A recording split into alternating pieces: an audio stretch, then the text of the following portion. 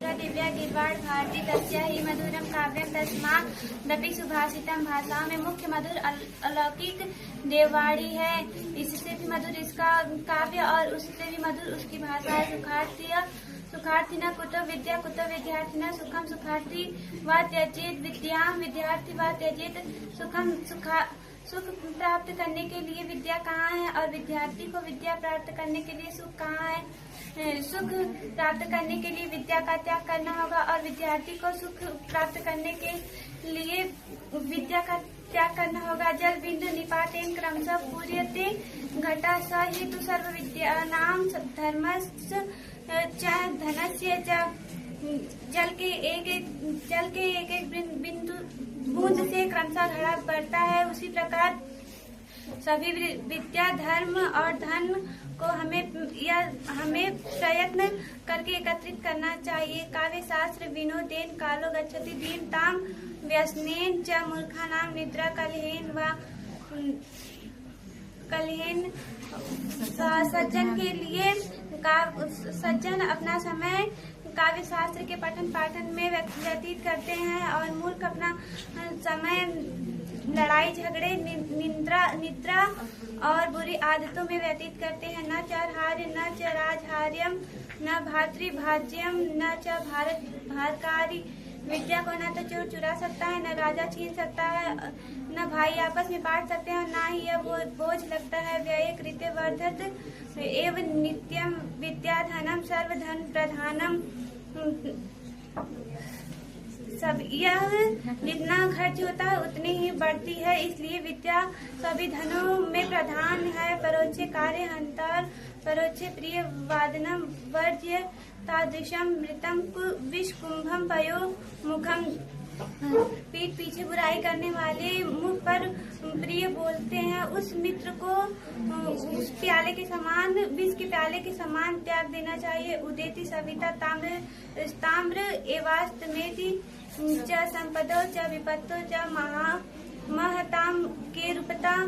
सूर्य उदित होता है तो लाल होता है और अस्त होता है तो भी लाल होता है, उसी प्रकार हमें संपत्ति और विपत्ति में एक समान रहना चाहिए। विद्या विवादन धन मदाय शक्ति परेशा परिपीडनाय खलस्य साधु विपरीत मित ज्ञानाय दानाय च रक्षणाम।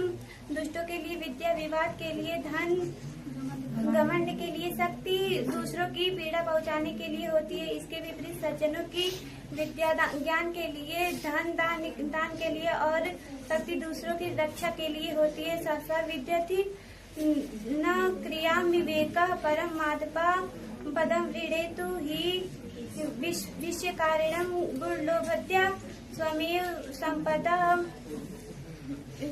हमें कोई भी कार्य सोच समझकर करना चाहिए, अन्यथा यह आपदा का कारण होता है। यदि कार्य सोच समझकर करते हैं तो गुण लोभ की लक्ष्मी हमारा वरण करती है। वज्रादपि कठोरानि मृदूनि कुसुमादपि लोकोत्तराणां चेतास्ति को नु विद्या महर्ति। पत्थर से भी कठोर, पुष्प से भी कोमल, उस चित्त से ऊपर उठे व्यक्ति को कौन नहीं जानता। क्रीडाति यह सुचरिता है पितरम च पुत्रो यद भर्तु रेवहित मच्छति तत् कलत्रम। पुत्र अपने चरित्र से पिता जो पुत्र अपने चरित्र से पिता को प्रसन्न करता है वही सच्चा पुत्र होता है। जो पत्नी अपने पति का हित चाहती है वही सच्ची पत्नी होती है। तमृत मापि सुखे च समक्रियम यद एतत्यम जगति पुण्यकृतो लभन्ते। जो मित्र सुख और दुख दोनों में एक समान होता है वही सच्चा मित्र होता है। यह तीनों संसार में पुण्यशाली व्यक्ति को ही प्राप्त होता है। कामान दुग्धे विक्र सत्य लक्ष्मी कीर्ति सुते दुष्कृतम या हिनस्ति शुद्धा शांतान मातरम मंगला धेनुअम धीरा सुनिताम वाचमाहु। पुरुष की वाणी गाय के दुग्ध के समान कामनाओं को पूर्ण करने वाली, दरिद्रता को दूर करने वाली, यश उत्पन्न करने वाली और अपजस का नाश करने वाली होती है। शुद्ध शांत और सभी मंगलों की जननी होती है। व्यतिजति पदार्थान्तर को अति हेतु न खलु बहिर्रूपाधीन प्रियता सश्रयन्ते। जो दो पदार्थ को मिलाने वाला कोई आंतरिक कारण ही होता है, बाहरी कारण से प्रेम उत्पन्न नहीं होता। विकसति ही पतंग स्योदये पुण्यकीरिकम द्रवती च हिमल स्वाम बुधकते। चंद्रकांत सूर्य उदित होता है तो कमल खिलता है, और चंद्रमा उदित होता है तो चंद्रकांत मणि पिघलती है। नींद नंतु नीति निपुणा यदि वा स्वंतु लक्ष्मी समा विशतु गच्छतु वा यथेष्टम अद्यव वा मरणमस्तु युगान्तरे वा न्यायात् पथ प्रविचलन्ति पथ पदम न धीरा।